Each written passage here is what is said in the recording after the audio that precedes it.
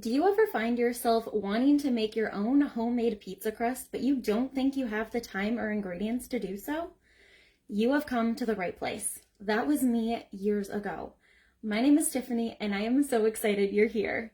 Today, we are going to cover how you can make your own pizza crust using just 5 simple ingredients, most of which you probably already have in your own kitchen. So, let's get started. If you have made your own homemade pizza crust before, I'd love for you to let us know in the comments. And if this is going to be a first time for you, let us know as well. I would love to know how many beginners and experienced crust makers we have. So the first ingredient is 1 3/4 cup of flour. Now this is just basic all-purpose flour. For those of you looking for a gluten-free crust option, yes, gluten-free all-purpose flour can work for this as well.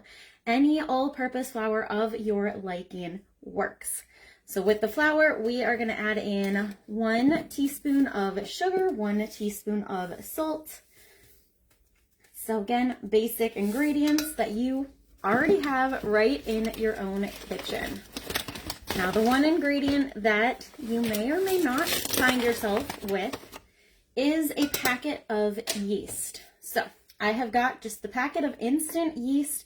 This is pretty inexpensive that you can find at most grocery stores.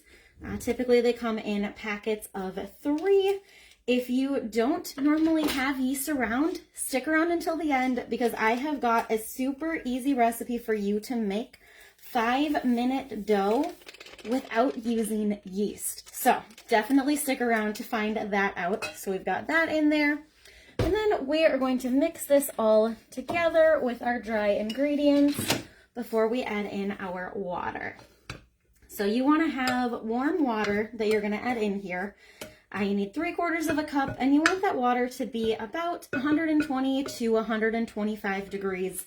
So with your faucet, you're going to put it about 3/4 of the way, not all the way to hot, but pretty close.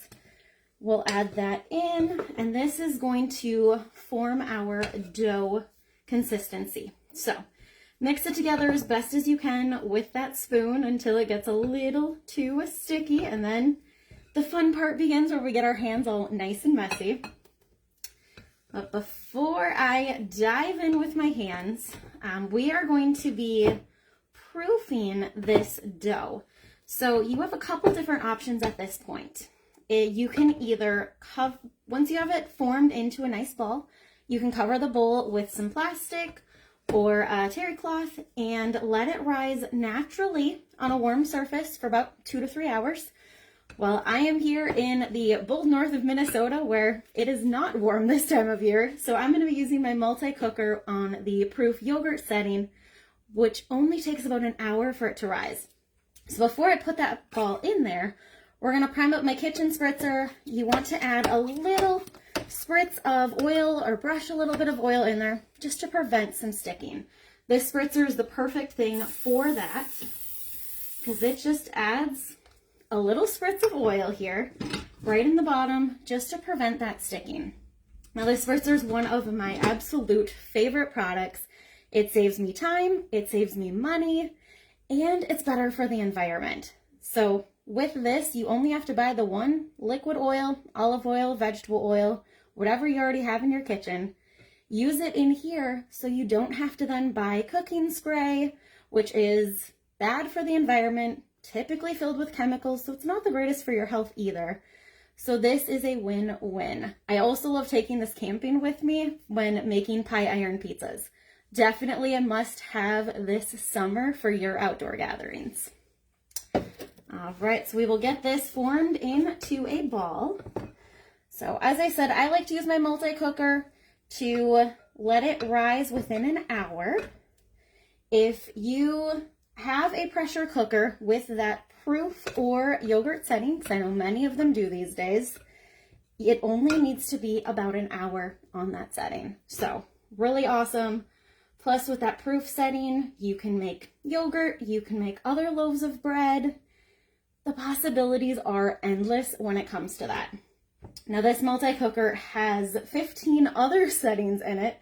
So not only does it have that proof setting, for bread and yogurt, but you can do egg cups in here, hard-boiled eggs, soups, stews, cook your dried beans.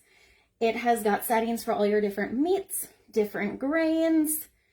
Truly a multi-purpose product that will have dinner ready when you want it. And it has a sous vide setting. I don't know how many people are familiar with that. I just became familiar with that here recently, and it's definitely a game changer when it comes to steaks and tenderloin.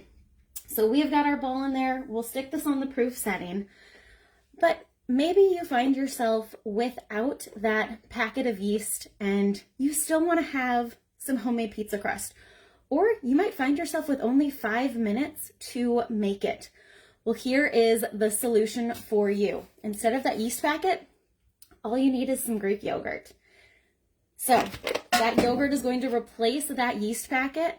You will mix up your yogurt, flour, baking soda, baking powder, and salt into that dough. You're going to knead it for about 4 minutes, and then it is ready to go. Roll out on your oiled pizza stone or your pizza pan, and you are good to go. Now, if you want that full 5-minute dough recipe, just shoot me a personal message with 5-minute dough, and I'm happy to share the complete recipe. And let me know what your favorite pizza toppings are so I can have some inspiration on what to throw on my pizza tonight. Have a great day.